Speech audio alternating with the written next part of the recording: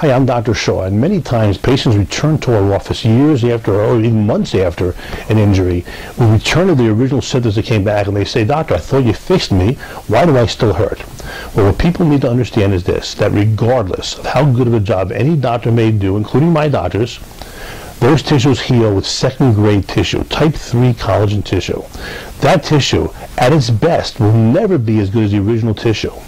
What happens is those tissues that are healing tissues are taking the place of the original elastic tissues, which have good strength, and they're replaced with not so good tissue, which doesn't have the same elastic properties, doesn't have the same strength. So when you participate in normal activities, even after you've had optimal healing, and there's still residual scarring, not visible scarring, but scarring in the tissues, you're more prone towards re-injury. There's also an increased population of nerves to that area, and as a result, your pain threshold is lowered. So now you have tissues which are inadequate to support normal function, with an increased population of nerves, lowering your pain threshold.